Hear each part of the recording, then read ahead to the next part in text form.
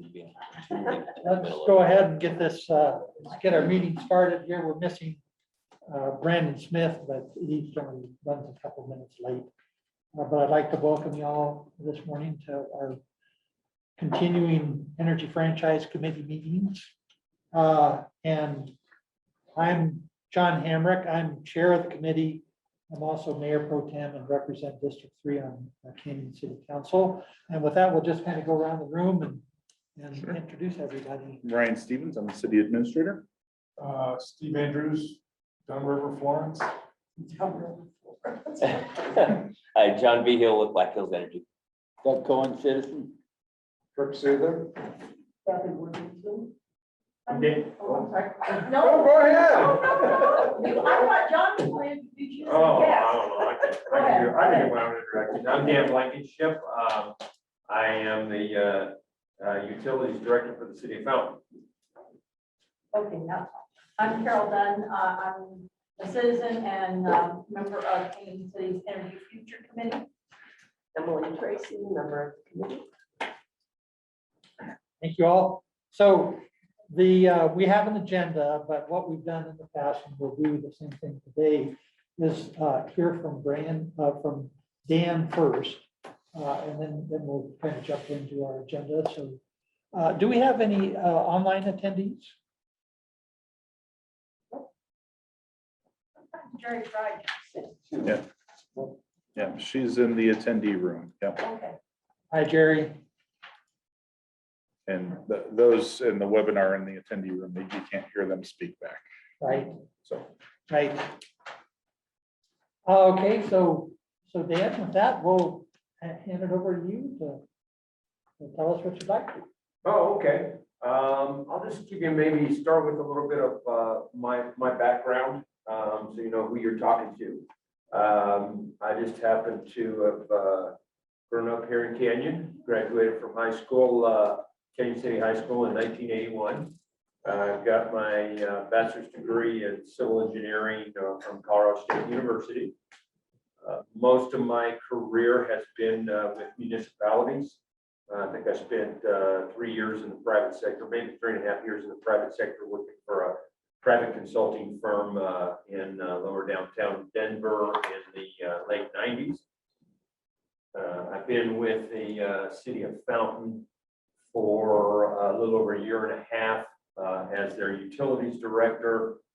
In Fountain, we operate the electric system and the water system. Prior to that, probably my most significant and longest tenure of experience was with the city of Stillwater, Oklahoma. I was deputy city manager there and director of Utilities Authority. There in Stillwater, we had the electric system, the water system, the wastewater system, and also we did solid waste collection. So I have a little bit of experience in this arena, and Carol had contacted me, and I also talked to Ryan, and I think when Carol contacted me, I don't think she realized that I was originally had grown up here. So I know my mom had frequented the Hilltop Market and every other market in town at that point in time. So it was, I had kind of followed what was going on here in the community. In fact, my dad lived up on, well, my mom and dad lived up on North Fifth Street. They bought the house in 1974. And my dad just recently passed away, but I still have the house. Spent a fair amount of time here in Canyon. And so I didn't know exactly what you guys wanted me to talk about, but I thought I would start by maybe throwing a little fuel on your fire. I took the electric bill from my house up on Fifth Street for the month of August. It was $146.30. I applied the residential rate that we charge in Fountain to it, and it came out to $95.54. So the difference of just a little over $50 on $150, less than $150 bill. So I really wasn't sure, how it would compare. Just to kind of give you a breakdown a little bit. The customer charge, the Black Hills charge, and that's just a basic charge that's charged to every bill, was $8.77. In Fountain, where we charge, it would be $15.68. And the customer charge is typically the charge that you try to recover your costs, your fixed costs for billing and collections and there's, there's different philosophies in rate design and some utilities will try and collect more. And usually if you see a higher customer charge, they're trying to collect more of their fixed charges that they have, no matter if you use 1 kilowatt of electricity or you use 100 kilowatts of electricity or 1,000 kilowatts of electricity, that, there's going to be some fixed expenses that you're going to have to collect. And so some of them try to put that more into the customer charge. Some of them put that more into the energy charges or the various other charges that they have on their bill. And then in Fountain, we have an energy charge. We actually have what we call a delivery and an energy charge. It's both based on kilowatt hours, but it's a flat rate. No matter how many kilowatt hours you use, you're going to pay about 9.8 cents per kilowatt hour. Whereas on Black Hills, if you use, it appears to me that they've got a block rate, because the first 500 kilowatt hours is at 9.9999 cents. So basically 10 cents per kilowatt hour. And then there's a step up block where it goes to 13 cents a kilowatt hour. I don't know if there's any other blocks that go up beyond that. They have an energy cost adjustment. We have an energy cost adjustment. Once again, this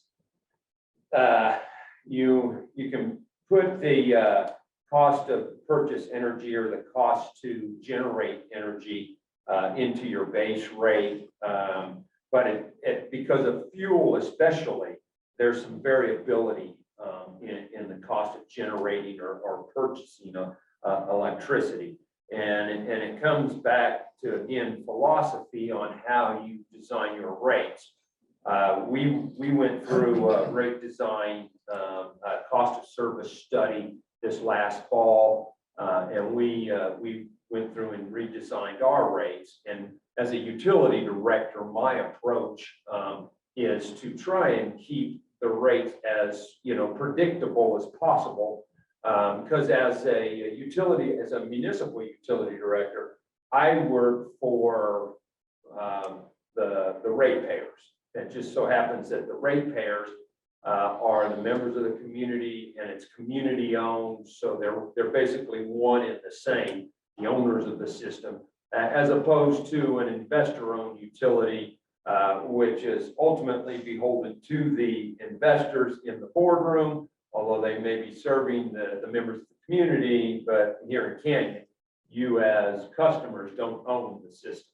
It's the investors who own that system, whereas in Fountain, it's the ratepayers in the community that owns the system. And so for me, I report directly to those ratepayers. Anyone in Fountain can call me anytime and talk to me about their service or the rates or anything else. So there's a direct accountability in the municipal utility world.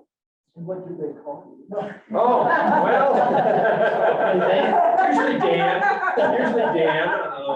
Couldn't know, resist. Because I'm usually Dan, someone call me Mr. Blankenship, and I used to be able to say, no, you must be referring to my dad, but since he recently passed away, I'm like, okay, yeah, you got me, I don't have anybody else to point to. So, you know, my approach is, I think that having, from a philosophical rate perspective, is to have those rates being as predictable as possible for my ratepayers. And so I try to keep what's the energy cost adjustment, keep the, you know, keep that as close to zero as possible. So there isn't a lot of variability. You know, you don't, and typically that's calculated on a monthly basis. So you as a consumer, or you know, you can look at the rate sheet, but you're not going to know what that if there's a lot of variability in that ECA, you don't know what that's going to be. In August, the ECA in Fountain was actually a negative number. That means that our cost of purchasing power was a tiny little bit less than what it normally runs. Whereas on this was a big component on the Black Hills Energy bill, on my bill there, the energy cost adjustment was $31. So it was almost 3.9 cents on every kilowatt hour, where in Fountain we were right at zero. So and then there was some transmission costs. There's a lot of other adjustments on the or adders, as we would call them in the business, on the Black Hills bill, and where everything else in Fountain, we have that built into our base rates, so that our customers can kind of, you know, once again have reliance upon, they can take a look at it. It's pretty simple, it's pretty easy to calculate. We just happen to, you know, be in a position that we, you know, we don't, like I say, my approach is put all those costs into the base rate, and then kind of monitor that to make sure that we are recovering our costs. We do make a payment to the city of Fountain that would be a little bit more than what the Black Hills Energy pays as a franchise fee. But we don't, once again, that's built into the base rate. And so that's not an adder on our bill also. Yes. Do you have renewables as far as rebates or anything that way? We do not, no, we do not provide any type of to our customer base. Okay. So that's not included in any of the ads. Right, yeah. And like I say, we essentially don't, the only really adder we have on our residential bill is the ECA, the energy cost adjustment. And like I said, we've designed that to be as close to zero each month as, you know, as we can reasonably get. It's not an exact science, but and the variability. And we just happen to be, you know, there was a huge, you know, I think you're all aware of what happened in February, where things really got, the world really got off of its axis, and fuel prices went through the roof. We just happen to have, there's good and bad to the wholesale power agreement that we have. We currently buy electricity from Xcel Energy.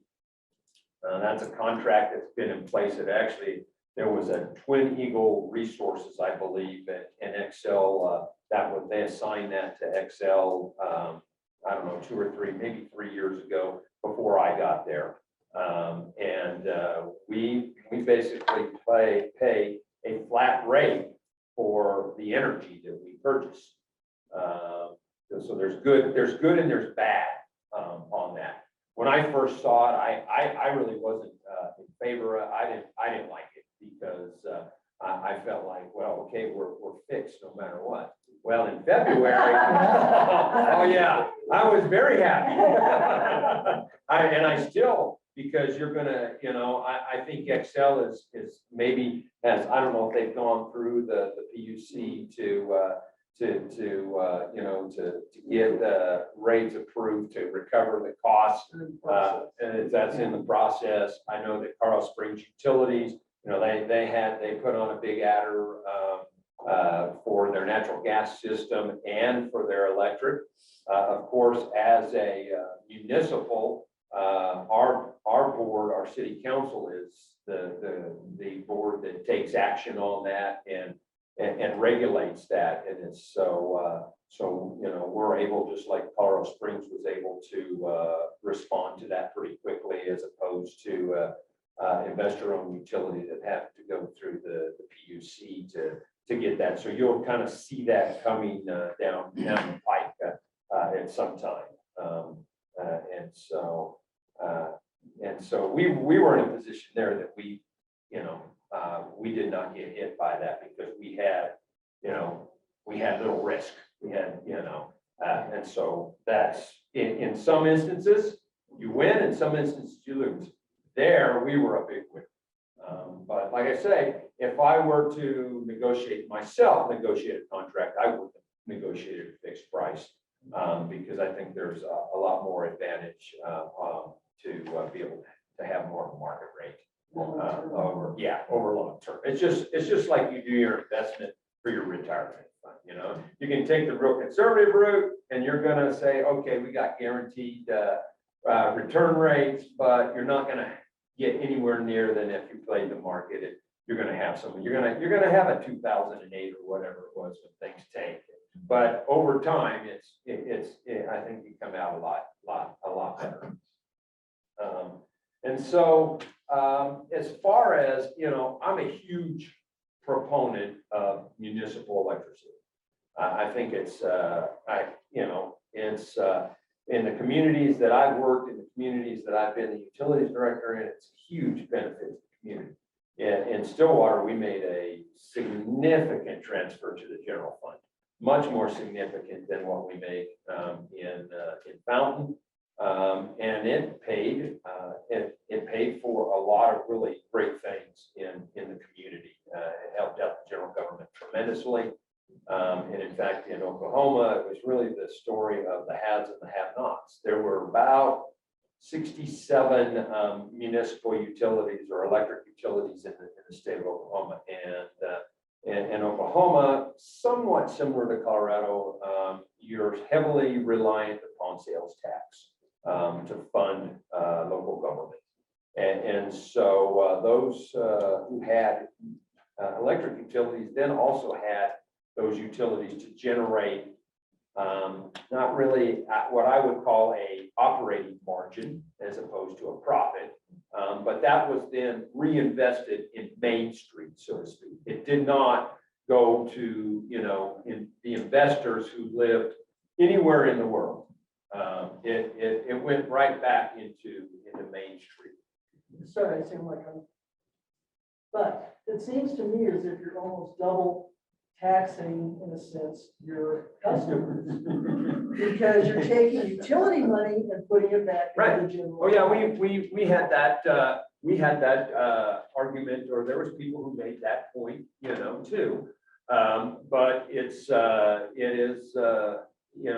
something that's a decision that's made at a local basis. It's local decision making. It's the elected officials, the individuals that you vote for, the individuals that you have direct access to, who are making those decisions. And that was a decision that community made. And So it wasn't hidden, right? Oh, no. In fact, that's one of the really, for me personally, transparency is huge. Is absolutely. I mean, it's the key to being successful and in this business. And in fact, what we did in Stillwater is we had policies that guided that. And we went in and actually defined what surplus revenue, because then the Stillwater Utilities trustees could only transfer surplus revenue. We had to meet the need of the utility first. When I got there, that wasn't the case. And once again, as a utility director, I feel like, my primary obligation is to the ratepayer and to protect their interest and ensure that their system is being properly maintained and operated. And then beyond that, once you've met the needs of the utility, then you have surplus revenue. And then it's ultimately then up to the policymakers. What do they want to do with that surplus revenue? Do they want to reinvest it? Do they want to set it aside as in a rate stabilization? Or do they want to transfer it into the general government to provide for things like streets? And I can tell you in Fountain, that's a huge struggle in streets, and funding streets. In Stillwater, it wasn't such a big deal because, well, in Colorado in general. And it's, of course, I mean, you've got freeze thaw. I mean, the environment here is very hard on the streets. So you've got that, but there were, you could use that money and it was a local decision. And so if there were people that did not, agree with what the city council was doing with that money, but that was the city council's prerogative and they had direct access to those individuals who were making those decisions and also at the ballot box too. Yeah. Yes, Is sir. XL still coal fired?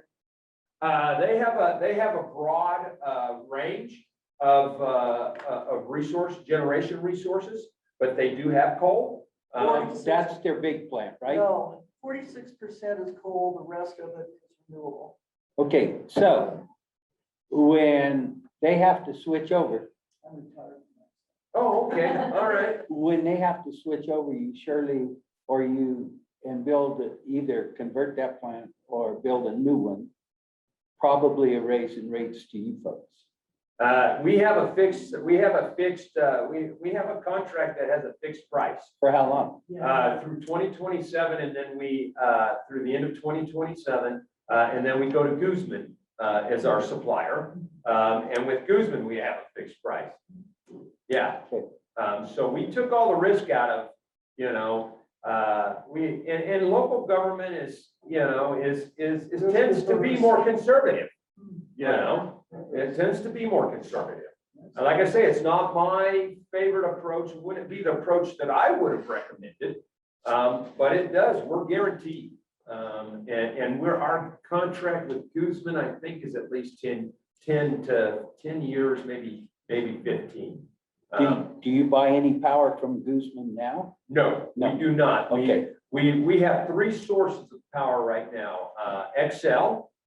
We also, we have a hydro allocation from WAPA, Western Area Power Authority, which constitutes about 5% of our, meets 5% of our demand. And then we also take what's equivalent to about 5% of our demand from the Pueblo Hydro Project from the Southeastern Water Conservancy District. No, it actually, they just, the plant is actually run more based on water drives that, and releases from the Pueblo Reservoir. And so that's what really drives when that plant runs. It does run a lot more in the spring and in the summer, and right now it's pretty nominal. Yeah, and then so we pay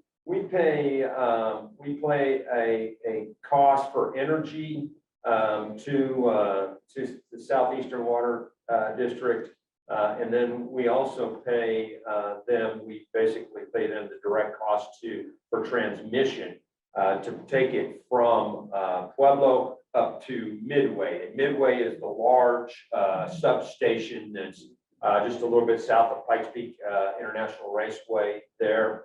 And that's really our delivery point. So we get our energy from Pueblo and from WAPA and from XL at that point. And then we pay Carl Springs Utilities transmission charge to take it from Midway to Fountain. So I pay every month. I basically pay 4 bills. The Excel bill, the Pueblo Hydro bill, the WAPA bill, and then Carl Springs Utilities for Do you transmission. have your own substations in town? Yes. Yes. So that's part of your expense, Right. part of your service. Right. We have, we're working, we have a small amount of transmission line that runs from our interconnect from Colorado Springs Utilities. And we're actually working on another transmission, couple of transmission projects. And so, yeah, those are all part of our expenses, part of our cost of service. And like I said, Fountain's been pretty aggressive about updating the cost of service. We did one this last fall where we went in and determined what does it cost, as not only as a whole, but then for each customer group, and we allocate those costs. From my perspective, my approach there too is that we should be recovering whatever the cost it takes to serve any particular customer group. I don't believe in subsidizing one customer group over the other. You know, like some places will, they will want to incentivize, say, maybe industrial or maybe commercial, and so they'll add some of those costs to the residents so that they're subsidizing, so you can get lower costs to maybe to recruit commercial businesses or recruit industrial businesses.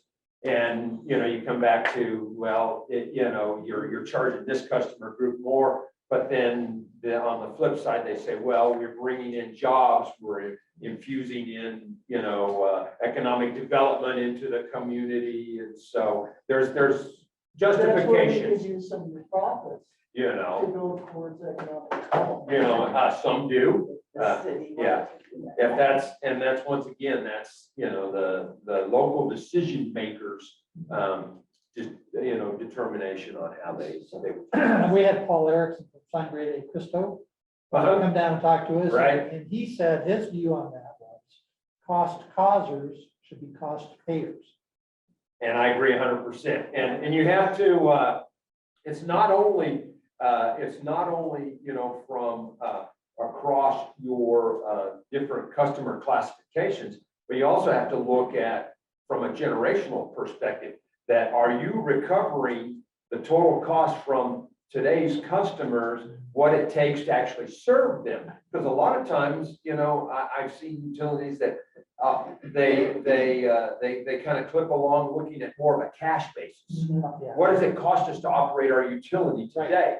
But I take more of an accrual basis and look at, okay, we've got equipment that we have to replace. And so we should know when that equipment needs to be replaced. Depreciation, and then what is the cost to replace it in the future? Not only what did we pay for it before, but what's it gonna cost us to replace that in the future, and make sure we're collecting that money now so that we don't get down the road and have these artificially low rates. And then all of a sudden, we're like, oh no, we've gotta replace things, and now we're asking a future group to pay for what the previous group should have paid for, and that's the generational subsidy. I have a couple of questions. Sure. What you all in Fountain have been municipalized for X I was years. gonna say, how long? The beginning of electrical time. Before Seriously. that, Yeah. It wasn't this question of trying to buy somebody out. No. It was creating your own from the beginning. From the very beginning, And yeah. then my other question is just, how much can you say about your decision-making process in looking at the fact that your Excel contract is going to end, and then you ended up with a contract with Guzman? Can you tell us more about that process of looking at what your options were? Yeah, well, I can tell you, Costs, are you yeah. going to pay more or less? yeah, we're gonna pay less. Yeah, they dropped our cost. They dropped our cost pretty significantly. Probably to the tune of around 3 cents per kilowatt hour. Because the Excel just keeps stepping up. Yeah. Well, but once again, it was a contract, when but when you negotiate a contract like that, like I say, you've got to kind of weigh the pros and cons. I mean, there's a lot of stability, there's a lot of predictability in that contract. We saved a ton of money, in February of this year. So you just can't look at one element of something and make a determination. And so there's some pros and cons on that, but they will, yeah. And as far as the process, typically, what a municipal utility would do, they would go through what's called an RFP process, where they would request proposals from power providers. When I was in Stillwater, when they started also from the very beginning, when they bought their own generation, and until I think it was almost 1970, generated all of the electricity right there in Stillwater with municipally owned plants. We still had, in fact, while I was there, we built a 56 megawatt power generation plant. And so we still generated a portion of our electricity in Stillwater. We were the largest municipal generator in the state, and we were the second largest distribution electric utility in the state. And so, but in Fountain, we're wholly reliant upon wholesale purchases for So did you electricity. do an RFP then for this? I was not involved in it. In fact, it was approved right when I started. And I know that, I don't believe that the city did an RFP. I think that there was communications with Excel. There was communications with Guzman. I don't know if there was others, but I know for a fact that that Excel was given the opportunity to propose, and Guzman, I don't know if there was anyone else who was given the opportunity to do that. How many customers are there? We have, I think 18,000, but we serve beyond the city limits of Fountain. Yeah, we serve into wide field and security. We have our what's called a certificated service area that's certificated by the state. And so I would say half of our customers are outside of our city limits. How many of them? Half, about half, yeah. You said 18,000? Yes, yeah. 18,000 meters on the limits.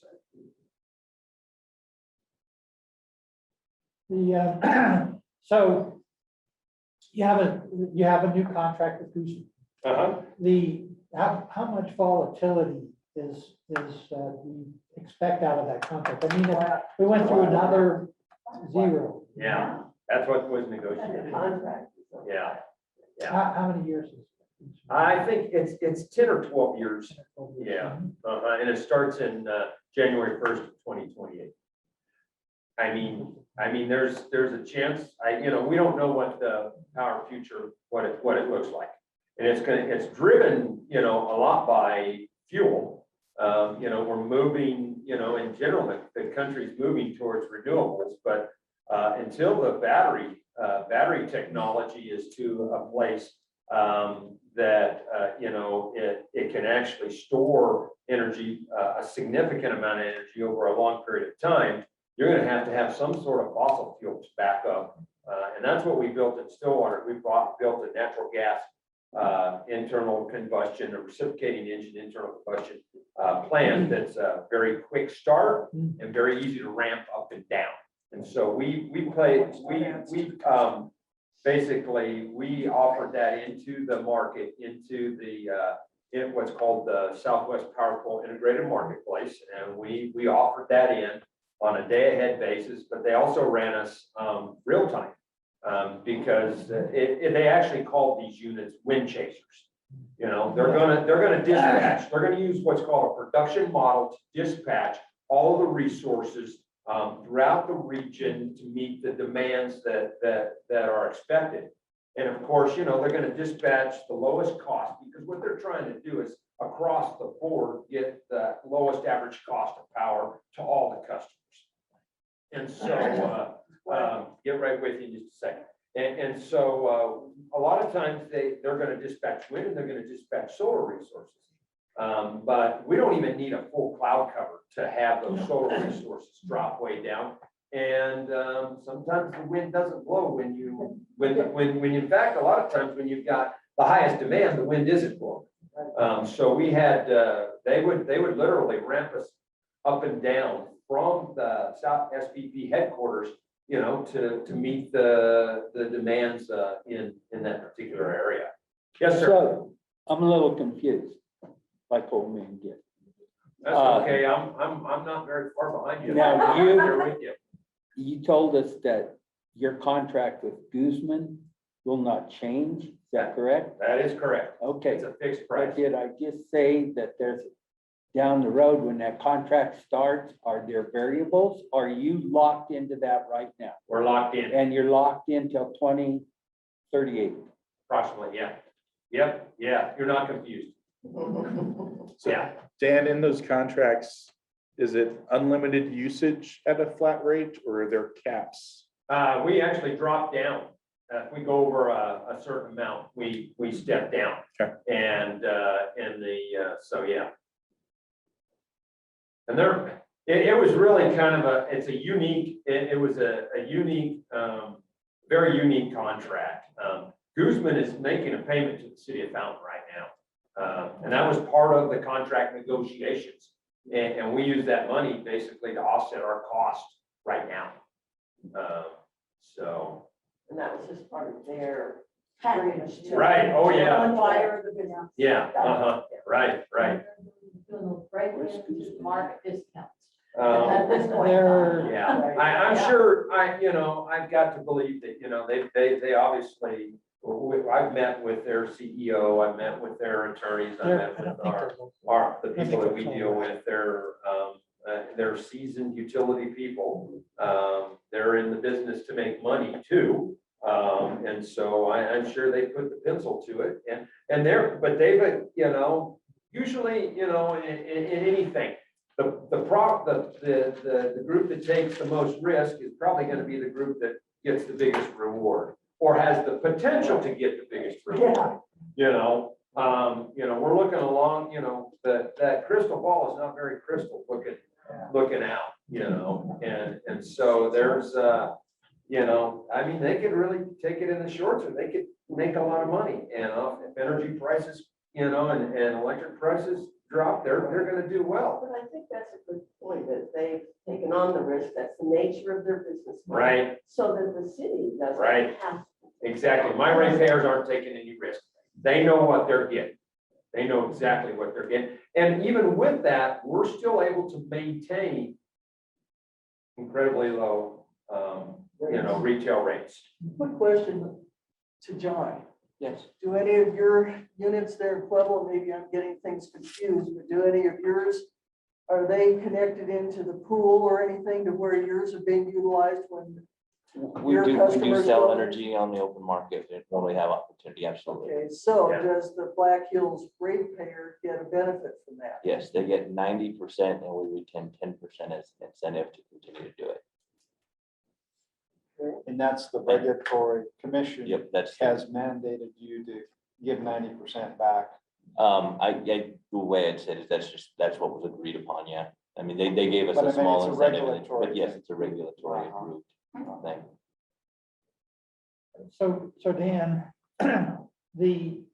so Fountain has had its own municipal utility yeah. from the beginning. Uh-huh. Okay, what's the legal relationship between the utility or what the structure of the utility is? But the relationship between the utility and city council there, so is it? It's governed by the city council. But are you like an independent district? Or Nope, Department of the City of Fountain. you're a Department of the City of Fountain, yep. Yeah, in Stillwater, we were a utilities authority.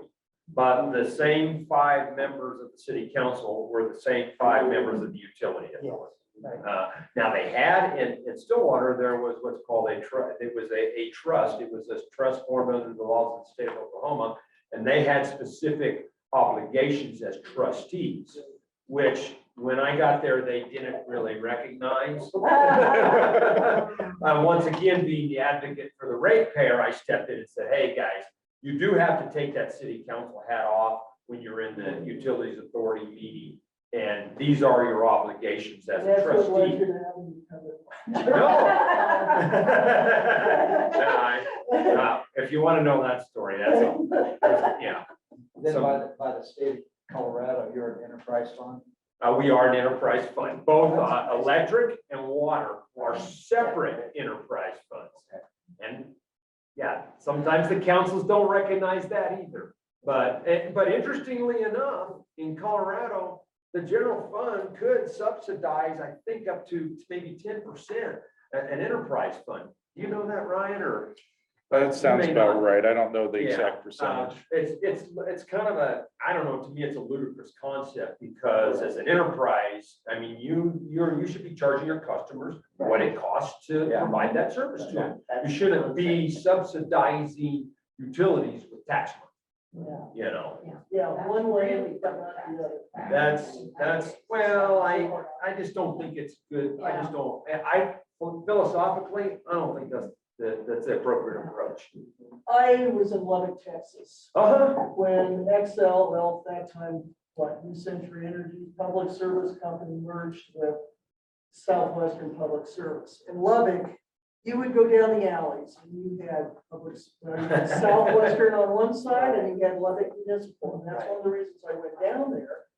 I was willing to go down there, was because that was when they were talking about an open market system. Right, And all it took was a phone call to change from one service to another. And it all depended on where the lightning strike could have hit the night before. yeah, But the thing is the big issue, the reason why I asked you about the double tax was as a municipal, Lubbock got into trouble because they were taking general fund money and Yeah. subsidizing the utility. oh, And that was a, that's a big Yeah. no-no. And so that was why I brought Yeah. that up. And it was kind of interesting.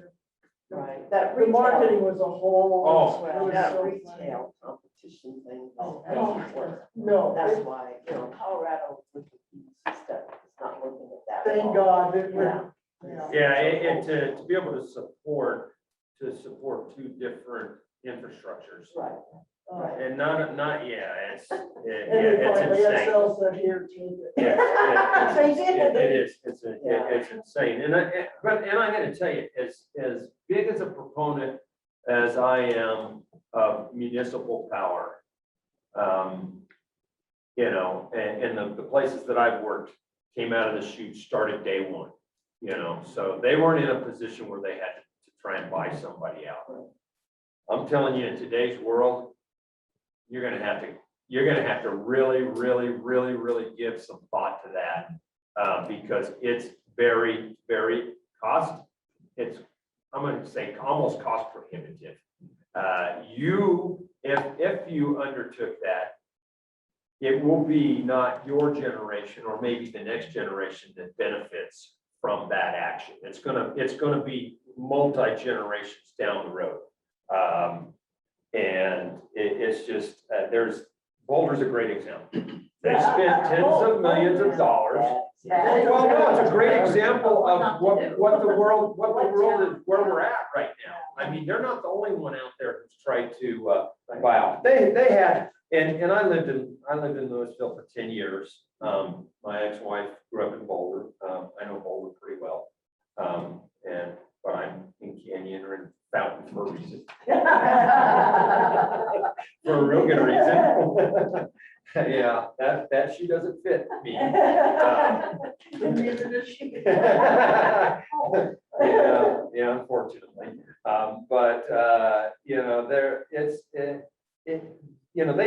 They had some objectives. They had some specific objectives that were renewable energy based.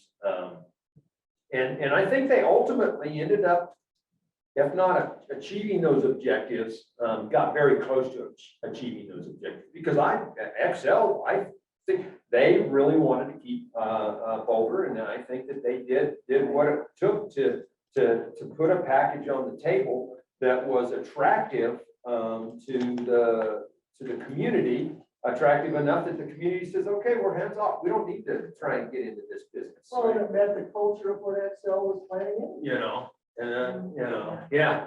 Right. So it's, One of the things I suggested to Carol is to take a look at Black Hills, at their cost of service and see how they're, kind of dissect that to see what their costs are, or, what you're paying for just the energy itself as opposed to the transmission cost and the distribution cost. Maybe you think you can go out and find someone to provide energy for less than what Black Hills is charging for the energy component of it. But the bottom line is they're gonna have to bring it over the wires, and you're not gonna put up a new system.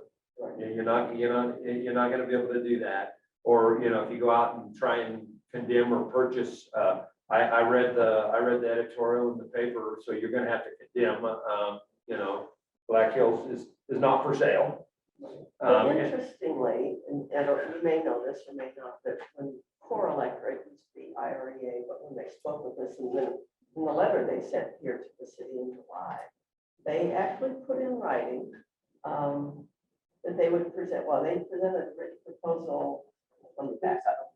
They wanted us to, or wanted the city to allow them to spend 120 days in due diligence to kind of look seriously at trying to work with the city. It would include our assessment of an expected, I'm reading from their July 1st letter, expected range of cost to exercise the Black Hills buyout to be funded by IREA, which is interesting that they put that language in writing. And I think To be financed. Well, To no, be- this is funded. Well, but that means they're gonna pay up front. They're not gonna put it on the backs of their customers. Depends. We You know. understand that there's You know. devils in the details. Yeah. But we also know that there are not just them, but police monsoons and things too. Right, That are creative in terms of just to make a change work. 'Cause right, otherwise, as you say, the Right. change just doesn't work right, without some kind of creative. right. And certainly you can look at bringing a third party like that in. The interesting thing about a co-op Right. is they're kind of the best of both worlds. They operate like a corporation, but they're owned by their ratepayers. So for me, it's they're making decisions in a closed boardroom, but they're ultimately accountable to the ratepayers. So there's not really, the level of, I guess, openness is not there. But they do have direct accountability to the ratepayers. It's owned by the ratepayers as opposed to being owned by the investors. So there's, that may be something, but yeah, the devil's in the details, and you would just want to make sure, because if I'm a member of the co-op, or if I'm on the co-op board, I'm gonna be looking at where's the bottom line, what's the return on the dollar. We're not just gonna go out and buy a system down in Canyon City just because, I got a philanthropic nature to myself. Are you speaking for Fountain? If I was on any board, because once again, my obligation, just like I have an obligation to my ratepayers in Fountain, if I'm on that IRA board or the co-op board up in Sedalia, I got put in this position by my ratepayers.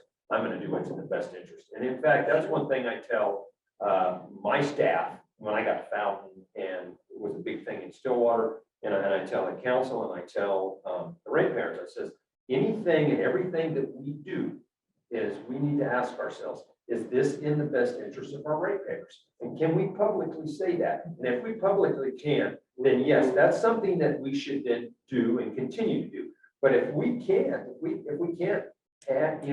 genuinely or honestly answer that question, no, this is something we want to do or something we like to do. I hate the word want and like. It's not about as a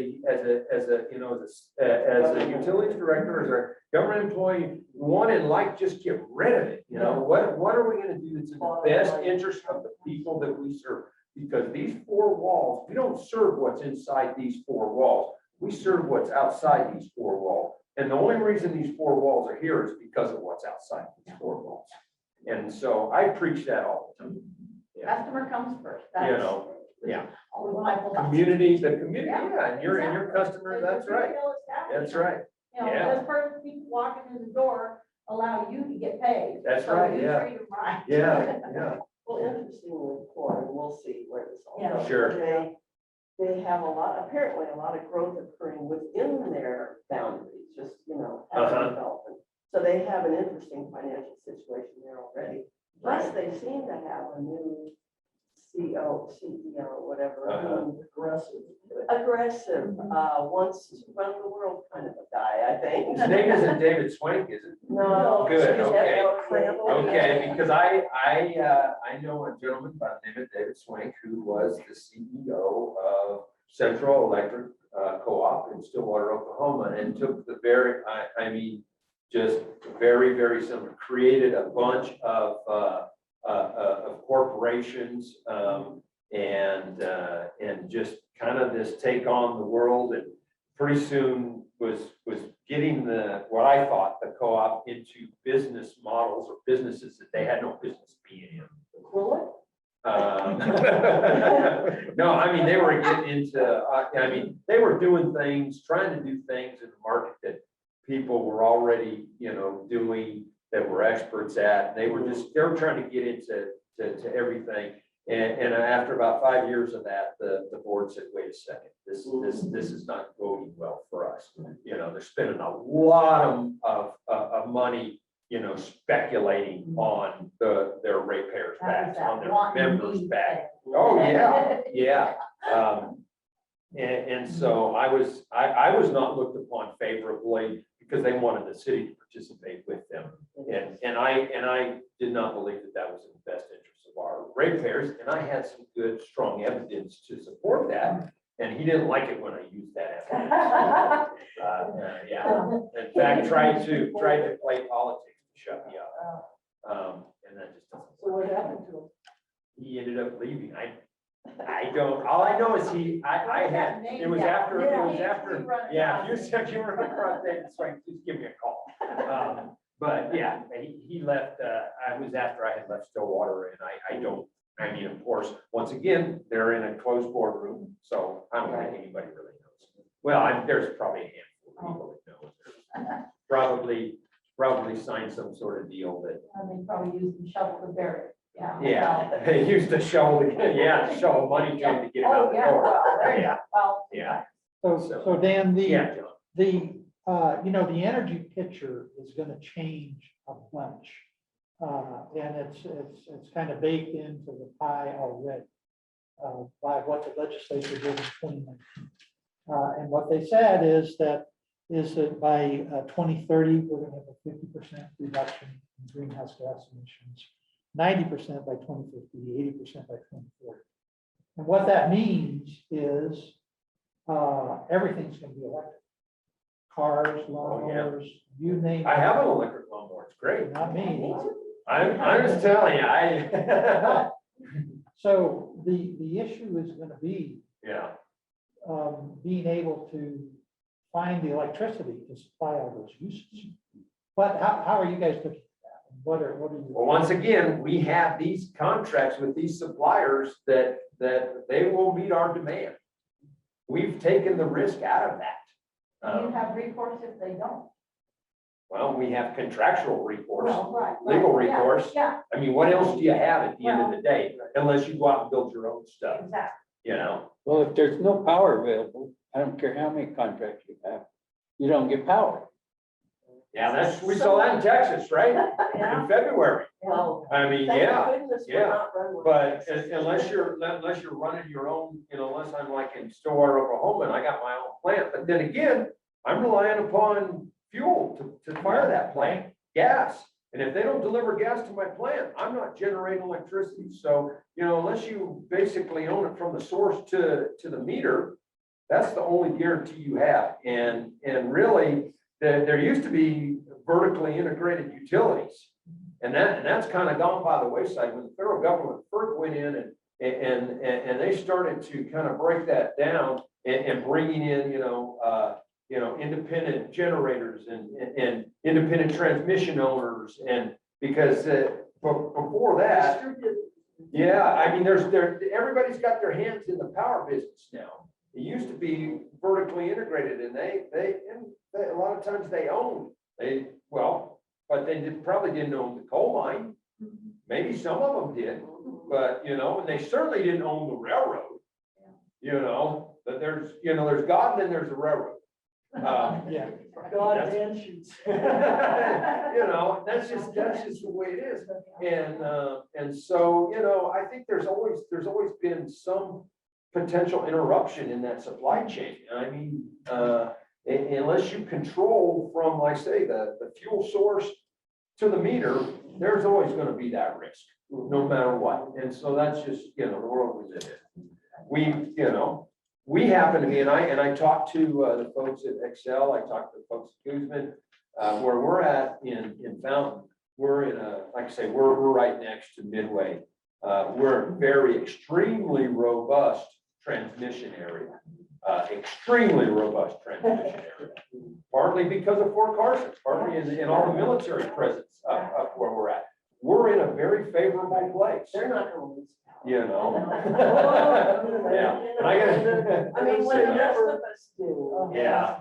Yeah, as opposed to, and I know Black Hills is building transmission, a new transmission line out here. I saw the substation go up in Penrose, and I see the lines. I don't really know much about the transmission situation here. If this was sitting on a radio feed or I don't really know much about the transmission coming into town. I do know that, when it was Soco Poco, they had the plant sitting over here, with the coal piles. And, my neighbor across the street, he worked for Soco Poco. And, those are.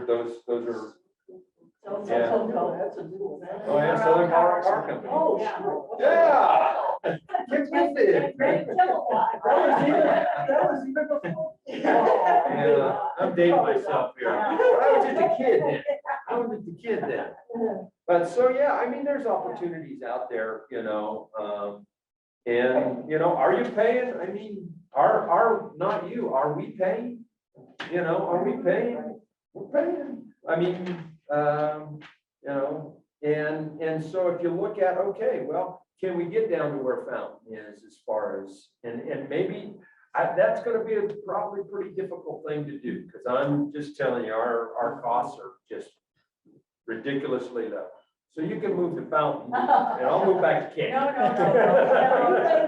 No. How much water do you have again? Yeah, How's your administrative position there? Ryan. We got a little water issue in Fountain. We're gonna deal with Ryan. Well, no, it's, we're actually in pretty good shape. Our issue with water, and that's a whole different subject, but right now is our capacity to treat water. Yeah, it's our treated water capacity, and I know that, I am fortunate to discover that. Are you locked in as far as, being able to grow? Because, No, okay, 'cause I was gonna say utility. well, we might end up that way if Colorado Springs, because we've got Fort Carson on one side, we got the big 800-pound gorilla coming after us. Yeah. And so the that was- developers don't like us right now because we're saying, we don't have the treated water capacity to sell you taps. And they're like, just sell us taps. And I'm like, no. I said, I cannot in good conscience, put us in a situation that I know that it damages everybody. And once again, I go back to my allegiance is to the ratepayers, the people who have bought that system in Fountain. And I can tell you right now, we have the water resources and the treated water capacity to meet all of our existing customers' needs, even if we get curtailed and we get significant curtailment from the Colorado River. Is that where you get your water? 80% of our water comes right through Kansas City. Yeah. Yeah. So Kathy, were you asking if they wanted to expand their electric? No, what I'm saying is that utilities like to expand. That's where why do you think Core is interested? Why do you think Excel likes it? The more meters, the less overhead. See, I don't prescribe to that But approach. I know, but I'm just Yeah. saying that used to be, and so that's Yeah. what I was asking was if you felt, was containment ever going to be a problem for you Yeah. as far as, because then you get to Yeah. a point where you're so locked in, Right. And I grew up in Old Inglewood, and so it's kind of like, you know, you were surrounded by everybody. and Yeah. There was no. If you're using growth government to purposes, finance, you were screwed. well, if you're using, and I've always believed this, if you're using growth to finance what you're doing, you're in trouble. Growth doesn't pay so. Yeah. And a lot of people don't realize. And so, you know, that's, you're kind of rolling the dice and saying, okay, well, we're gonna cover this with additional customers, you know? And so if you're actually, especially on an enterprise, you're charging what you should to recover the cost of what it, to serve that customer today. You know, you're balancing your books and you don't need growth to be able to upgrade your system in the future or maintain your system in the future. If you're doing your business job right, you don't need that growth.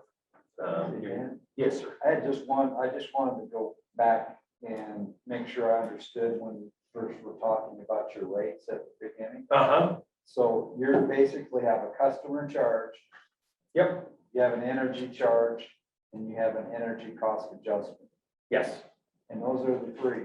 Yes. And our rates are on our website. And so you don't have like 10 or 11 line items. Yeah, that is correct. That is correct. There's You actually, don't have all the add-ons. correct. We have, the way it's set up, we have a delivery charge and an energy charge.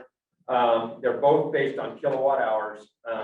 And we do that because of how we handle our solar customers. And so we still charge them a delivery charge. And so that's why we have a delivery charge and an energy charge. So you have a delivery charge also. Yeah, so you would see a customer charge, which is based on the number of days of the month, a delivery charge, which is on kilowatt hours, an energy charge, which is on kilowatt hours, and those two combined are 9.8 cents. And then you'd have the energy cost adjustment, the ECA, Okay. which in August just happened to be a slightly negative. And like I say, we redesigned that on purpose. So that it would be zero, close to zero. And then that changes monthly. Monthly, we true that up every month.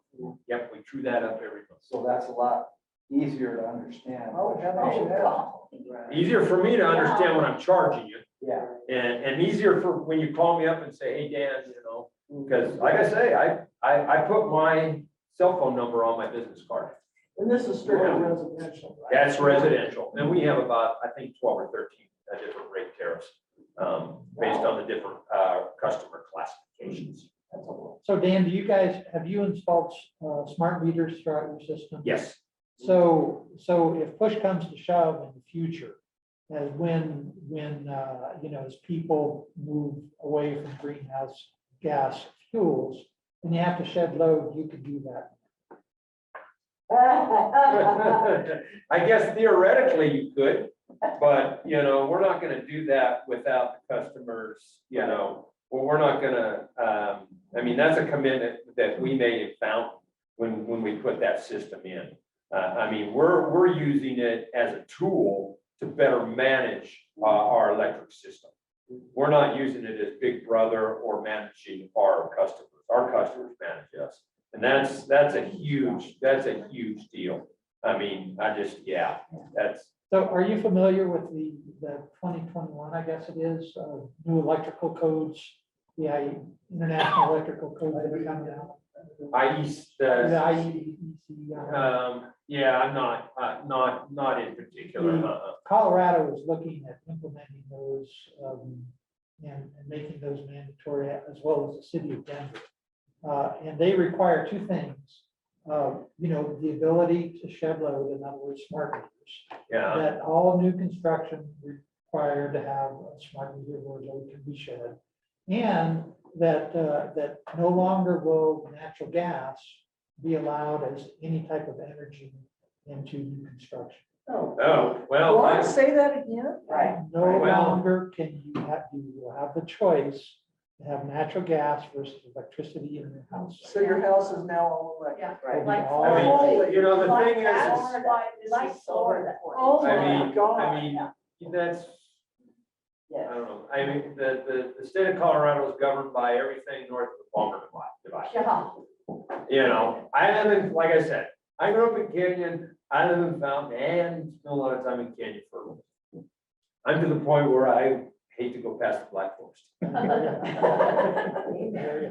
you know, Well, it's, I mean, one way or another, we're probably gonna go there, and that's why this is so important. yeah. That if customers have to pay more and more and more. It ultimately gets on the back of the customer. Every time there's legislation out there, and we have a couple of council members who are very active statewide legislation, so I've got, in fact, I think he's State Representative Dennis Heisey, he lives in Fountain, he represents, oh yeah, I saw him at the Blossom Parade, he's like, Yeah, I hollered at him, he's like, what are you doing in Canyon? I'm like, I grew up here, man. And so, yeah, so he's always contacting me, well, what about this legislation, what about, what's the impact to the customer? right. Because that's where the bottom line, And I It's don't know up, about no matter Fountain, what. but part of the concern here in this area is high poverty.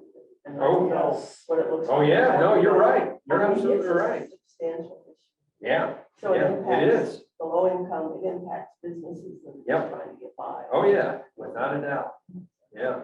Yeah, Fountain's not the most, I mean, Fountain is very, I mean, it's influenced by the military, it's not bougie by any means, you know, like I said, it fits me really well. And just, yeah, it's, but you're absolutely right, it sure is. Have you been talking to Atlas about this building code? So 2 weeks ago, I attended the Colorado Municipal League annual conference. we had a There was a couple. presentation, Was there? which I happen to have right here with me. Oh, okay, And so, Yeah. and, you know, the other thing that they're saying as part of this new code development is that you can, that once this is passed, you can never go back. And you can never go back. And what that is, that's usurping legislative authority. That's well, yeah, and I think, legislation, Yeah. as yeah. opposed to regulation. Well, this is, and Canyon's a charter city, right? Yeah. Yeah, so if you're gonna have some attorneys that are gonna fight that, then it's not a. Oh, well, yes, and maybe some Yeah. city. Yeah, oh, yeah, absolutely, you know, I'm so old, I remember when we couldn't get natural gas again. Yeah. And I can lead you through some of that. And I'll tell you, it's not, and I realize things have changed in 40 years, but there is still a lot, how that just, and I realize I don't know, and you never know what you just said. but that Well, just scared we're the in shit a out of me. strange time right now with natural gas. We Yeah. had this Yes. really, really cheap gas for Oh. 2 years. It's not gonna stay there for all. historically, it didn't used to be, it was extremely volatile, Yeah. it was extremely. Yeah. What do you know of today? What do you know of today that has gone down in price? I mean, The what? where is everything going? Oh, yeah. Oh, yeah. But natural gas, I think the volatility, I mean, we have an artificial low right now for all kinds of reasons that I just don't think it's gonna maintain for much longer. Well, and if they figure a way of liquefying it so we can import it, it's definitely gonna go up to us in this country. Well, and they won't even let us drill for it, so it's kind of Yeah. like, Oh, what yeah. else is it gonna Yeah. come? That's But I Well, mean, they're that's still one of those drilling in Oklahoma, I environmental issues. I get it. The Northwest Colorado, no. Yeah. Yeah, So Dan, we appreciate Oh, your yeah. time. Yeah. Appreciate your Very, time very and sharing your wisdom and expertise with us. I'll be happy to, any time. Yeah. 2018. That's the replacement. Oh, That's his that's what it's replacement. called. That's his Oh, replacement, yeah. okay. Yeah, that's his replacement, yeah, I don't know. Yeah, that's his replacement. So, Yeah. so when you're at CSU, did you take any courses from John Nelson? I don't think I had, I don't, trying to remember, I don't know that I did. Was he a hydraulics or on the water side? Well, not so much. He Yeah. was more a geotechnical. Oh, was he? Yeah. so Okay, he was geotechnical. He ended up being chair of the department for a while. Did he? In the 90s. Yeah, I think I only had one, maybe 2 classes in soils and geotech. So I don't know if I don't remember having. Yeah. Was he a friend of yours? Yes, Yeah. actually, and a colleague. CSU did the tailings and mine waste conference up there for many years. Oh, okay. And he was a Oh, was mainstream behind that. Yeah. Yeah. I attended lots of those. but, No, I did very well in my education, both here in Canyon City and with Smith. Done well in my career. So, but Canyon's always home to me, and I'd be happy to, either, as a group, or city, whatever, I'm here for the good of the good, so. And I'll be very candid with you, And that is appreciated. I do Yeah. appreciate Very it. much, yeah. I'd be happy to share my. Well, you don't have a dog in the fight either, other Yes, than he your. does.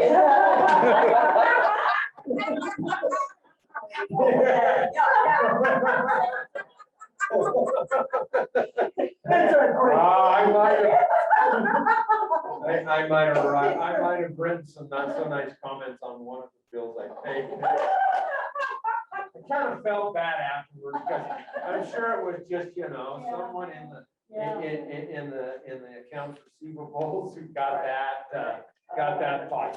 You'll love this. I want to thank you because I started with Excel in college in Key Bunch. Yeah. And I had to handle the billing that was written on because it wouldn't go through the thing. Oh, Yeah. I got good, broad education. I didn't write anything really good. You just have to remember them, I understand. But yeah, Oh, and I'm a Black Hills customer found this on the gas side. So, okay, yeah, so, and I know, I read the term, I think, I actually know folks who work for Black Hills. I mean, but ultimately you have to do as a community what's in the best interest of the ratepayers and your community. That's the decisions that you have in front of you to make and see if there's something that you can, whether it's with a third party, coming in, but to municipalize in this environment, it's really, really tall order. And you saw what happened in Pueblo. I mean, you had a group that I think has a really good platform, but you're also up against someone who has a little bit more money than you do and can spend a little bit more of their investors' money to keep their investors' money, and so, it's a pretty uphill battle, but, Okay, Thank you. Like this, and thanks again. yeah. And we're gonna take a 5-minute break. now. Okay, so Ryan knows how to get a hold of me, and so if you guys, and some of you else do, yeah. So anytime I'll be happy to. So, Yeah. contract. Yeah, we'll have, the RFP just went out. Yep, today. yep, And, got that. I think there's going to be some site visits potentially scheduled. They're not. I'm sure you said. It's on. Oh, yeah, you're welcome. Count us in. Well, I actually never, I probably would have, I didn't even know what the city was. Or anything. I went to my first city council meeting when my younger brother passed away. And that's what brought me back. There's a little bit And then my dad was here, happened he fell on in the love. RCA, because it was between the And so I was city, here but I to- think it was Robert. like- So I don't know if you recall, but in that RFP originally, we had testing. And then I started showing up at other sampling, meetings. and remediation in that. For a variety Who of is this guy? reasons, What's he up to? we've been able to strip that out, and we've started working on that right now. John's So we are going through Yeah. testing. It's awesome. It is epic. Last week. Great people, great community. Like I said, it's been great. And it's an hour drive. Okay, And samples plant, and so they're working on And my internet was good enough here that planning now. With the hope that we'll have all of that. Yeah. Good to see you again. All right. I'm here at lunch again. Yeah, absolutely. Yeah. Okay. Y'all have a nice day. Thank you, Dan. We're going to. but anyway, yeah, that's interesting, so. Potentially early next year. It's ready to be. So, kind of part of our. So he ran a, Pretty excited. he used to work in, industrial site. We had- Because it's so interesting when you talk to Francis, is that Okay. she is so concerned, about what probably does too, is that, she thinks the guy that's for, they just want to, you have to be, he's just. No, it's Hey, Ryan. Her saying she's an attorney. And I just had to laugh. Take a look at a couple flats up there. Couple lots up there. Oh, I live there, there's not many that are good anymore, but I just would provide. I'm not a homeowner. Oh, are you? Okay.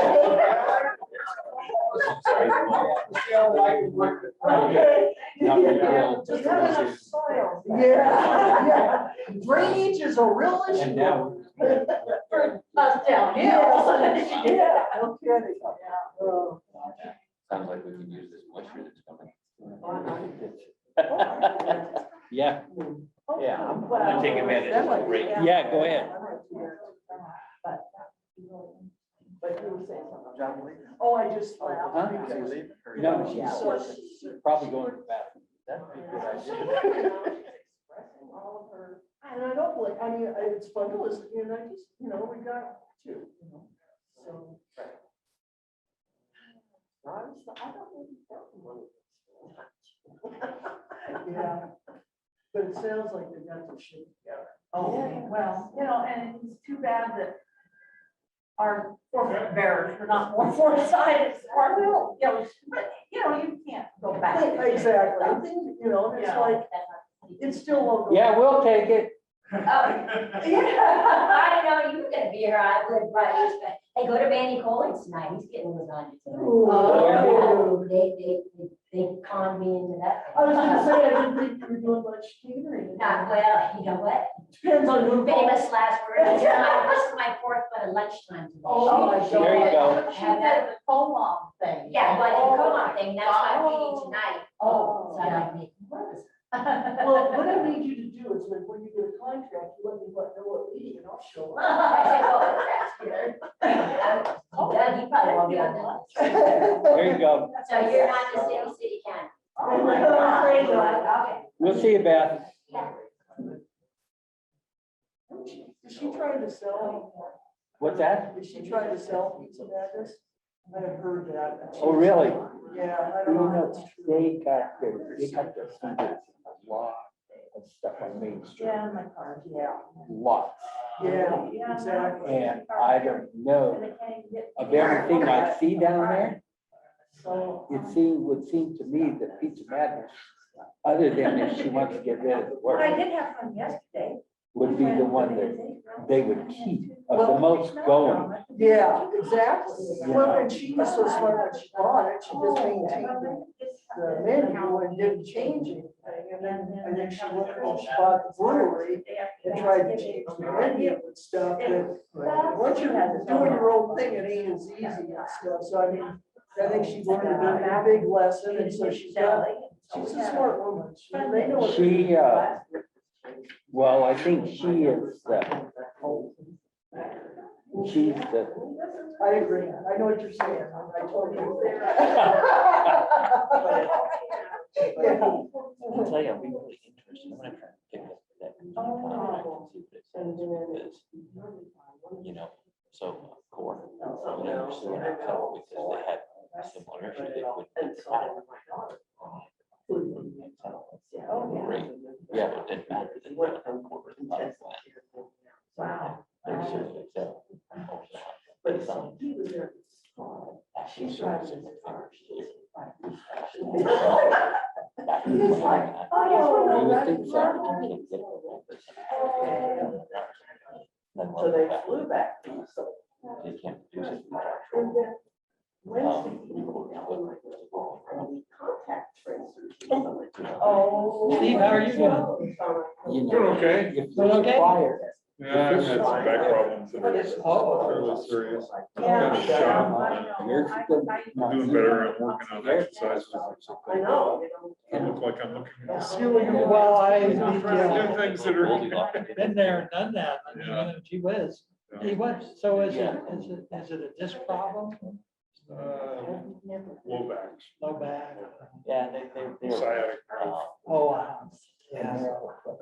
No, I don't know where they are. I'm working on it. Oh, I'm working on it.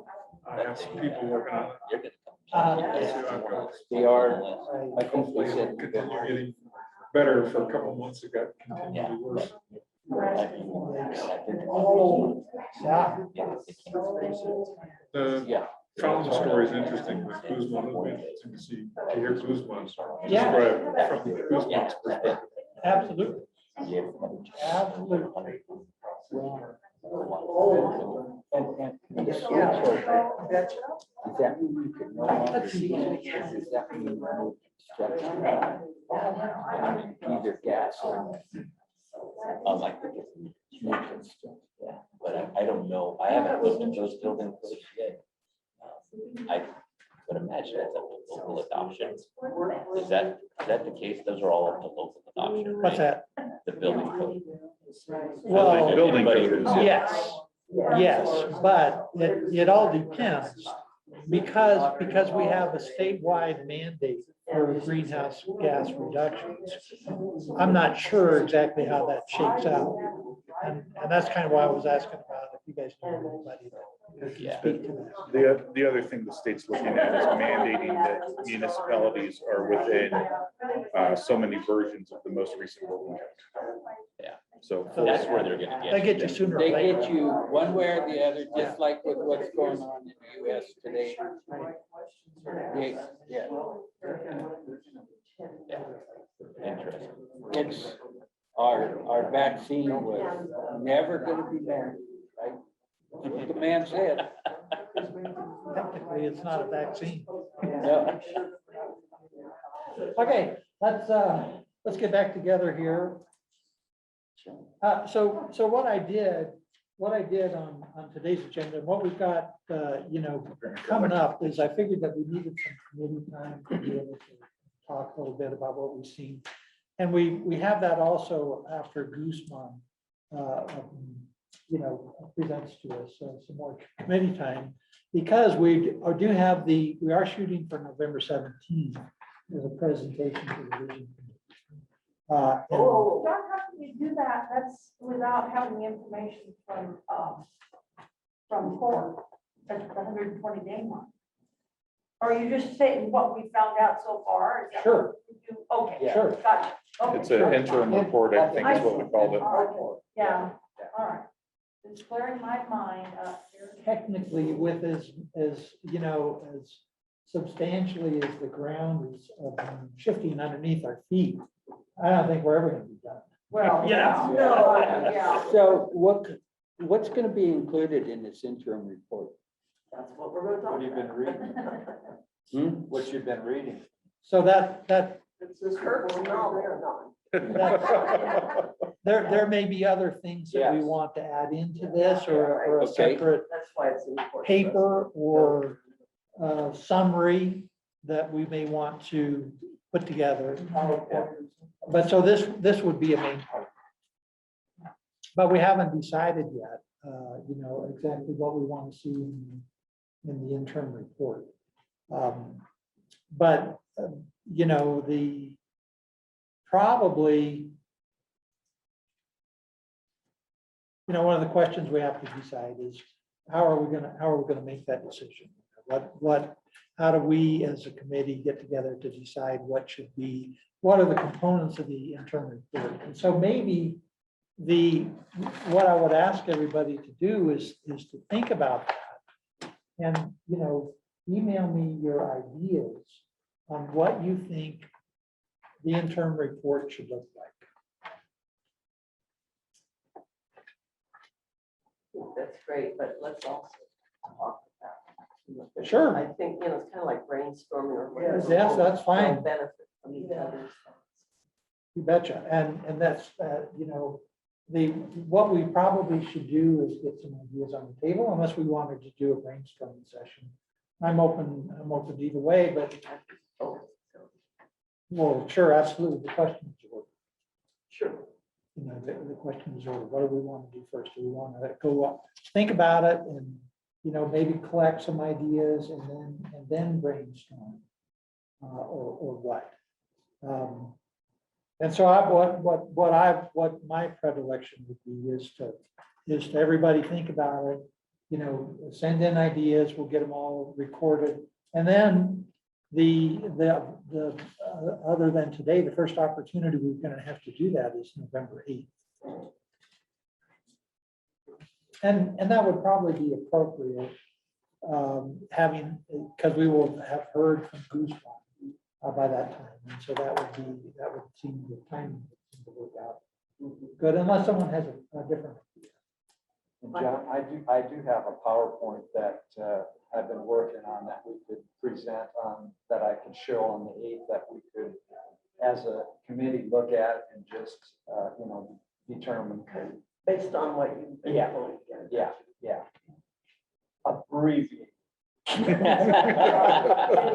Executive summary. Yeah, and there'll be an executive summary too, but I just think it's important to put all the information out, and that it's vitally important for our citizens too, to have the information if they want to look at it, just to try to understand a little bit more what's going on and why the decisions were made. Exactly. So Exactly. speaking of that, are you, in your own mind, do you have an idea about this document, when you want to have it in form where it can be more widely circulated before the vision committee? Or what do you? I would hope that after we have the vision committee, then we have another meeting after that, sort of I'm hopeful that we can summarize things and that it could be available, within a couple weeks after that. Yeah. Publicly or whatever. Yeah, and then whether we want to get together one more time before we release it, or something, Yeah, I think that's a like good that. point. But I do think that it needs to be on the webpage along with the PowerPoint, and Or even, maybe we can think of some ways to drive more of an audience to that vision. yeah. Because having a presentation and discussion is so much more beneficial than only the written Yeah, document. absolutely. Yeah. And we know not everyone loves Yeah. this stuff like we do. But at the same time, I think if you put a PowerPoint together and you get it halfway precise, you can get your points across. And people, if that's on the website, they can just click on that and go through some slides with pictures. Pictures are always nice.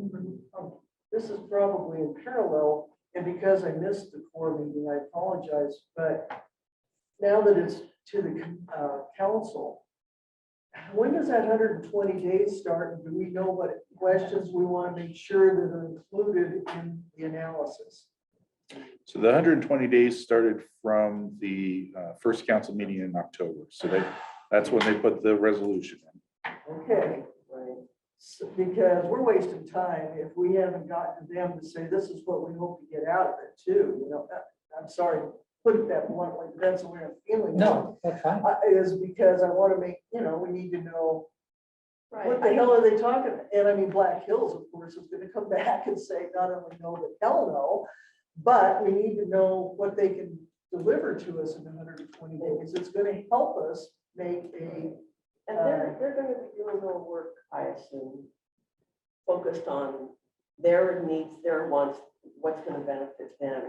They're not doing it on behalf of the city. And so it's, I don't know. So as I understand it, what they may present to us, and they may not, depending on the Who's results. they? of Core. Core, okay.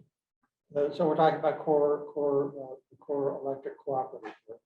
What core may present to us is a business proposal, or they may not, depending on how their numbers come out.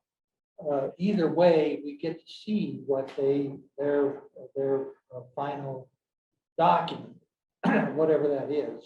And so once that's presented to council, then if there's a business proposal in there, then council will have to consider that and say, what way do we want to move forward? Is this a path, whatever they lay out, whatever core lays out in their document? Is this a path that we want to pursue?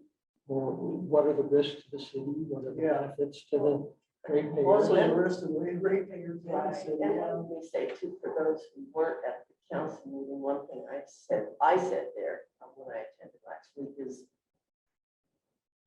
at least I think I said, the city at some point may want to, if we're still, going down the line, thinking of what the alternatives are at some point, issuing an RFP would be a better way to do a side-by-side comparison.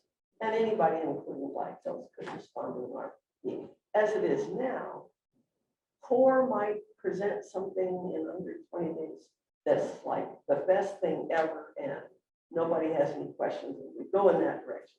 I doubt that it's Yeah. gonna be like that. Yeah, And so I think, you know, if we, well, I think it's just kind of a struggle to know at this point, the best way for the city to proceed in a way that they can truly evaluate the cores of the world, Guzman's of the world, Black Hills, you know, in a side-by-side way.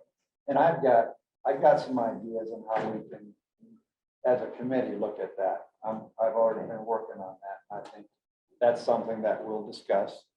And maybe Kurt's thinking about this in his analysis, but Yeah. to have an apples to apples comparison between municipalization versus co-op versus IOU, there's a lot of moving parts there, and yes. there really isn't an apples to apples And that's comparison. kind of a first cut. A second cut, or maybe it's not, maybe it's farther down the line, is an RFP kind of approach. Because it's so hard to. And so that's, you know, I think that questions like that, what should be the next step? Should it be an RFP?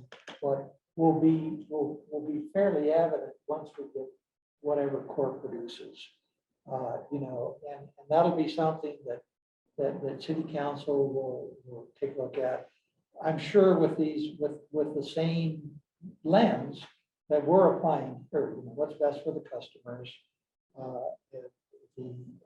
and the city, in the long term and the short term. Because there's lots of, like Brian says, lots of moving parts. So As long as we're all clear that what CORE is doing for the city is not, they're not hired by the city to do some kind of analysis on behalf of the city. They're doing it on behalf of CORE. Well, that's And good to so know. we just have to. That's true, because then the follow-up with what I'm thinking of is after that. Well, Gotcha. it has to be in the best interest of everybody. I mean, it Yeah, has to be in their best sure, interest sure. and our best interest, otherwise it's not gonna fly. Right, I know what I'm saying is that we may or may not learn that from what they present to the city. We might be able to figure that out.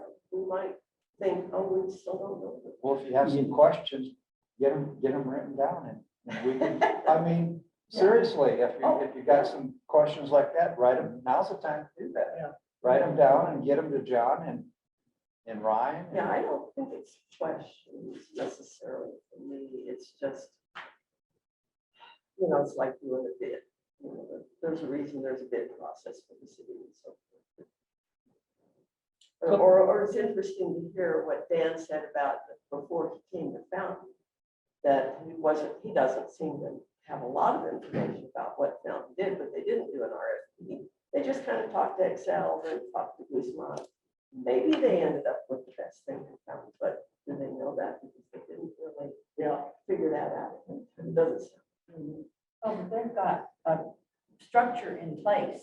And, you know, we're kind of trying to blow up the whole structure. So that's another consideration. It's almost starting from scratch. So Emily, are you thinking that we need to provide some questions that we'd like to see CORE answer? Or even ask them, what the hell is going to be included in the analysis? Just a broad question like that, but, you know, I think that's sort of in there. Sort of. Well, it's very high level. Yeah. You know. Okay, But, oh, see, I didn't get one of oh, those. didn't you? Oh. You know, no matter who presents or what kind of company they run, they're going to present their best. Of Of course. course. And that's only natural. Right, absolutely. And I get it. Go ahead, Ken. No, that's why I'm agreeing with you on that. That. And I just think we need to keep that in mind, and I'm sure council will, that they're gonna put out there what paints their picture rosy. Well, so how about this? How about on November 22nd, we ask CORE to provide an interim, maybe high level results so far of what they're doing and where they think they're going. It's kind of ask for an interim report from CORE to tell what they know so far and where they think they're going. At our meeting on the 22nd. That's, I think Yeah. What do you think? So what you're asking of CORE Mhm. is to basically not only give us basically 2 reports. Am I understanding that right? Well, so they're gonna be hiring experts, right? Sure. They're gonna be conducting surveys on the ground. They're gonna be trying to identify poles and wires and substations and all that kind of stuff. And where, as I understand from their letter to us, where they're headed with that, they expect to be able to then say, okay, the value of the system for within the Canyon City boundaries is X. And if you wanted to build all new, that value is going to be Y. So what we would ask them to do when they come in is not provide another written report or something like that. Just kind of a verbal, here we are, here's where we are, here's where we think we're going, here's kind of some preliminary things that we found. So that was what would be the intention of having them come in. And they may say, no, we're not ready, we don't feel comfortable doing that. I mean, that's certainly their option, and they can make that decision for themselves. So, go ahead, Kathy. Oh, I was just gonna say, based on what Ms. Blankenship was saying, is the fact too, is they serve outside the city limits. I'm thinking of Lincoln Park and some of the surrounding areas. You know, is CORE considering that also? That's a really good Yeah, question. I thought of they that. are. That was a question that they had asked us, and we included, so in their data request, they asked for urban growth boundary and priority annexation. So where in this process do we come around to one of our main charges is why did the customer or the voter vote this down? We have not discussed a bit of that. So you missed the meeting, Doug, when we did talk about that. Oh, you did? Okay, Yes, excuse me. we did. Okay. So it was, but I think it's a fair question. And I think it's one that is certainly timely to revisit at this point. Because we're, we've got a pretty good direction where we're going, but it's good to check back and make sure we've got our boxes checked off in what we think our mission is here. And so that's a great question. And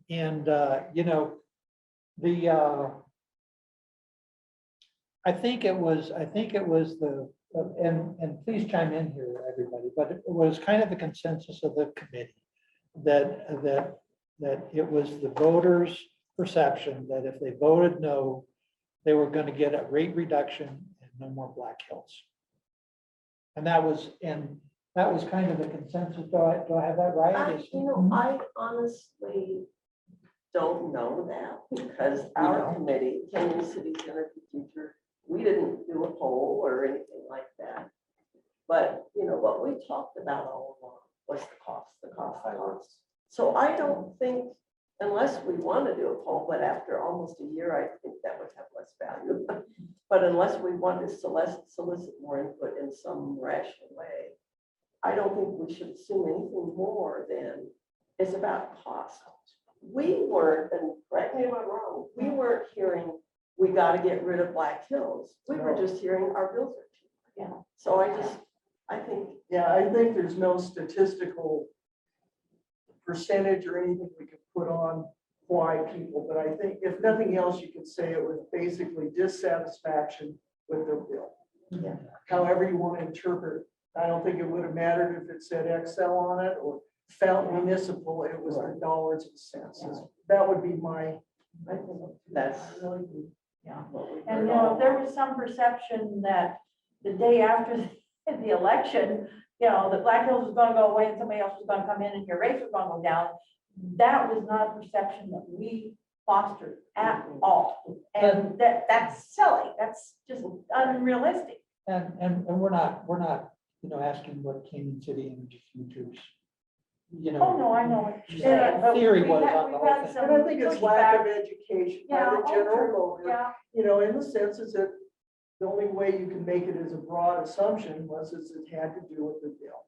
It had to be with the bottom line. That's the only. And the Yeah. other thing I would add to that is that we were, ever since the group got together in January of 2018, we were periodically talking to current and past business owners, to residences, we talked to a church, we talked to the school district. We were gathering information from a variety of sources. And it was always about that bottom line, the dollars. It was always about that. It wasn't anybody saying, well, I feel this is a terrible company, I gotta use that. It was about the cost. Interestingly, now that we're putting it all together, it's about the cost. yeah. What were you gonna say? I was just gonna say that to answer that question, I don't think we can put out there that we know the answer. Right. We That's why must, we're here. we probably assume or something to that. Yeah, I think that's very true. And that was, part of the discussion then and today is that we really don't have a way to find out. We can only use our best evaluation of what we think happened. Because there's not going to be a scientific way. And we certainly don't have any money to spend, to ask people. That's another. That was another thing Wait that a they told us, there's no money. There's no money and it requires money to be spent to investigate it further. It does. To see if it's Yeah. actually an alternative Right. or it's not. I want to ask John, when you go back to the bosses, have you gotten any feeling, and if you can, probably can't even say, but it seems to me, are you going to present a response or any type of offer or any type of concessions that are not part of a free franchise necessarily, but are an off agreement on things that you can do that do not include the franchise? So I have talked with the mayor, I've talked with John and even with Brandon a little bit, and I've told them that we do intend to come to the city to, suggest a partnership on how we move forward. We, as you know, I've said that we're working through our clean energy plan right now. We're gathering a lot of data, and that data will drive future resource planning, which may offer some options for cost savings. That's what I was referring to in my editorial. And so, yes, we will, in short, we will be in contact with the city. Okay, if you're on looking potential. at increased, how did you say it, clean energy? Is that what, how did you say that? I don't recall. I just clean energy option, Okay, additional I'll- renewables can add to some additional cost savings. How? Because you're gonna have Because you can, stranded assets. because you can continue to displace the energy that you're producing at PAGs at a rate that is still beneficial, even though you're displacing PAGs. Except that we still would be paying for the Cost. capital. Yeah, that's like And the your rate. nice That interest won't- rate to your fellow company that you borrowed money from for it at 18%. So this is the same analysis that they do when they looked at renewable advantage. And they said, look, you can add this resource, you can take that energy, and it's cheaper than running PAGs, even with the fixed cost of that plant in place. Right, I think all we're saying is it's a marginal improvement if the rate still is paying for those past years. It is, but we have a contractual obligation to that power till a certain period of time. And so what we're trying to figure out is how do we continue to drive prices down, the energy costs down until that contract ends. That's So- part of what we're doing. So John, as I did not print out your editorial. Could you send me a copy of that, please? Sure. And I'll distribute it to everybody, because I think that should be, If you want to refer to that. oh, I don't need to refer to it now, but I would like to make sure that I have an electronic copy. Sure. Yeah, I can send it to you.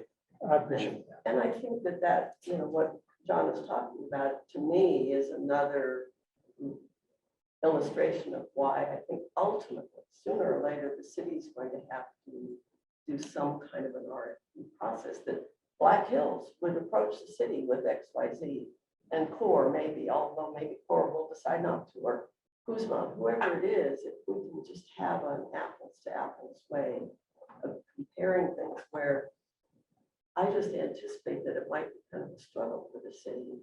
If we get something from Core, we get something from Black Hills, but none of these things are in response to what the city defines as its needs or goals. Well, isn't it ultimately up to the citizens again? It will be, sure. Okay, so in my opinion, we keep talking city here. In my opinion, whoever wants to needs to appeal to the citizens more than it needs to appeal to council. Oh, That's absolutely. down the road, and that's where the vote on the franchise, if there is, If if there is a vote on the franchise.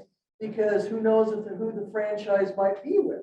So, but to back up a little bit about, on that point of an RFP, what you have to do, what you have to know as the issuer of an RFP is what questions you want to answer. Exactly. You know, and so you can't just say, hey, we want free energy, you know? We How can we certainly get it? understand that. You know, and so, but the point is that the RFP is going to be a result of the process. We're engaged in part of that process. City council will be engaged in part of that process. And what we're doing is we're laying getting foundational information. So that if and when the RFP is issued, that we're asking the right questions. You know, because if you ask the question sloppily, sometimes you get sloppy. You know? Yeah, exactly. Totally agree. Yeah, it's not something that, I'm certainly not meaning to imply that that's what we need to do now, not remotely. That's just down the line, but I'm saying that with these folks knocking at the door, that we just need to keep in mind that we don't want them to dictate what the city wants and needs. And I want, you know, when I say them, I mean any of them. Yep. Totally agree. Can I give about 5 minutes on that? Sure, why don't you? Yes, please. It's not going to, And just on timing and schedule here today, there is another meeting that starts at noon. that's why I said 5 minutes. Yes, great. I'm So glad I had. please do. Okay, I'm not gonna go through all of this. Basically, what the committee was put together was to review, evaluate, and make recommendations about energy options. Those were our 3 tasks. What I put together previously was basically a review. You know, now this is a draft. This starts at taking a look at evaluating.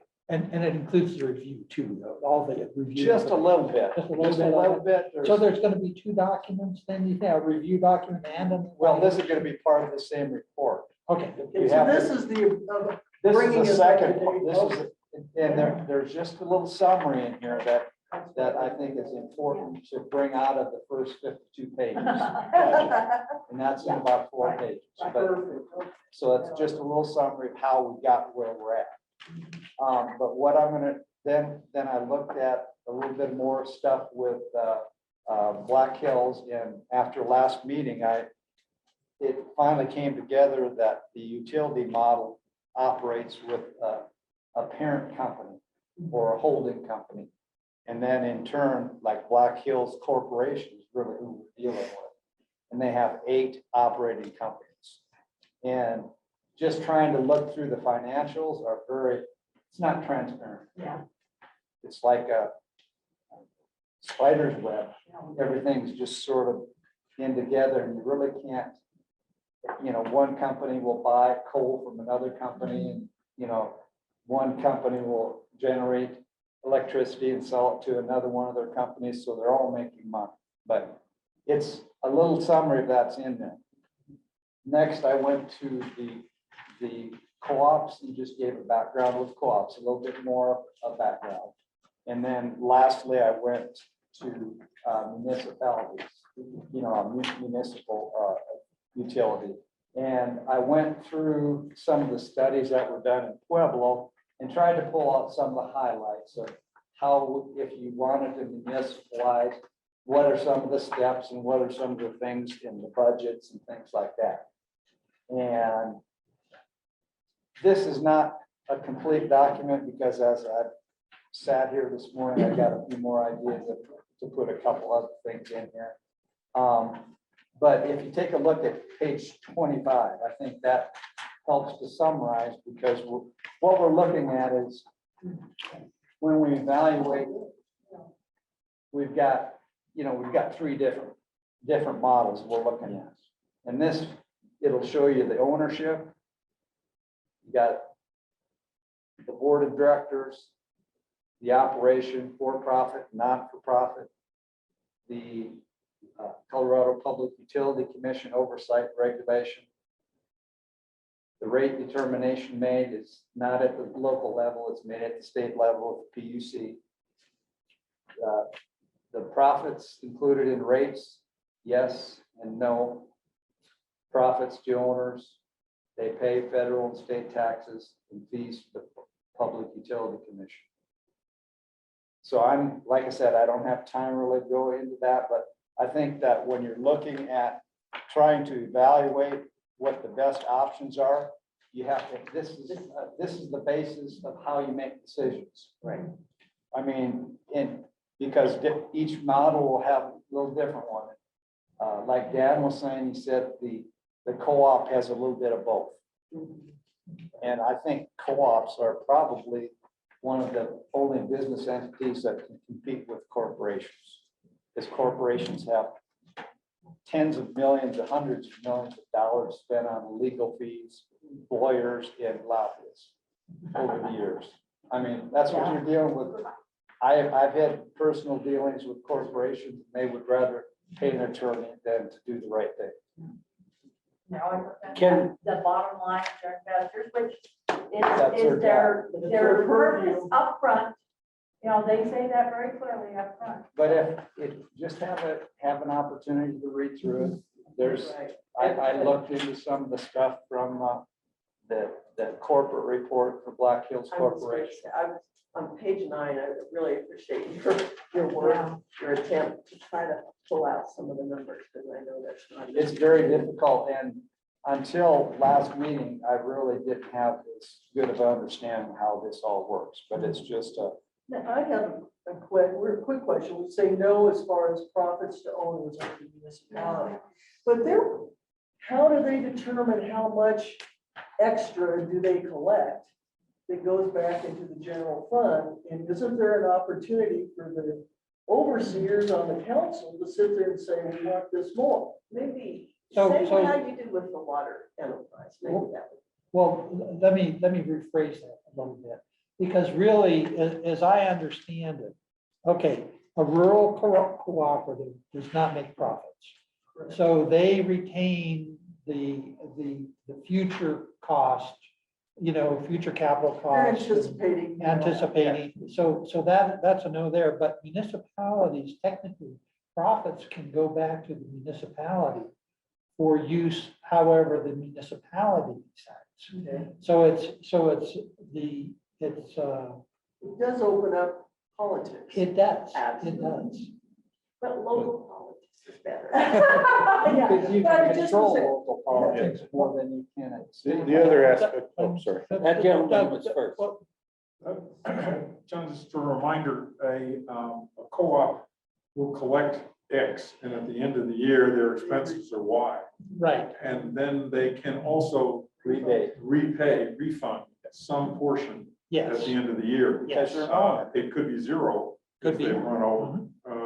I don't know if they probably can't do a capital call, and I don't know what they could do to their rates to make up for an overage, but they usually distribute a little bit of money at the end of the year. Yes, and that's what I was intending. Well, to say. Thank you for that, Steve. Go Yeah, ahead, so no, Doug. I'm sorry, Yeah. but let's get Doug here. Page 7. I would be thoroughly ticked. Thoroughly. If that was included in the report to anybody. Why? Right. Why? What part? What business do we have? We're here to decide their rates, not what their board members make. Where do you think the rates come from? Who pays for That's this? part of it. I bet you that's a very small portion. Well, and I think it would be fair to include, you can find, like for core, let me This just. is Then that public needs to happen with information. core and all the others. They pay their top people that we met with really well, and so I think that's fair too. I say leave it all. So, but. But point not again, one with, don't leave anybody out. It has to Right. be. If you got Across one, the you board. do them all. Yes. Okay, we agree. So that, I think that's a fair statement and, Absolutely. and a great suggestion. And it may be difficult, to get to those numbers. And so what I would say is that and Kirk, you're gonna be the guy that tries to do this for us, unless we have some other way to So do it. there's a website called GuideStar Yes. for For nonprofits. 990. And you can look at 990s and board compensation and key personnel should be. their Guide compens- stars. GuideStar. And there's some others. GuideStar.com or. .com or .org, I don't remember. I'm not trying to pick Kirk's board apart. He's No. done, I know, tremendously you just have to valuable decide work. again that- And I it's just, I think Any non- if you're gonna Yes. compare apples to apples, let's compare the whole fortune. But the one thing about this is this is public information. This is on their annual report. They're required to do this. And as being part of a business, that's the disclosure that they have to make. Okay, then. So if- this is public information. It's not, And This what. is- oh, no, what I'm Doug not is- saying What it Doug is. is asking for is that if we have. other if we can try to get It's it. those apples to apples. Yes, and let's get it all in there, and if we can, let's not put our thumbs on the Let's scale not be, by. appear to be somewhat prejudiced. And you also have to look at the number of customers. How big a company is it? Because let's face it, Black Hills is the biggest of any of them we're looking at. So compensation is going to be, Core is core bigger. Yeah. But Core is see, larger. but the difference is, these people are paid on corporate wise, so Oh, I it's know. every state they're in. Where core is strictly a set, in Colorado, so that is not gonna be apples to apples. Right. And you just kind of explain that then. Okay. So next time we get, let's see if I can get to the right page here. Next time, October 25th, we get Larry Milosevic via Zoom and Carrie Christ Janer, I think via Zoom also. And so that'll be, we'll use that the whole time in presentations. There may be some time left over for some discussion afterwards. But our next opportunity for discussion will be after Guzman in the first one. Mhm. And I will update our schedule. I will update the action items, because we've had some come out today, and get that to everybody.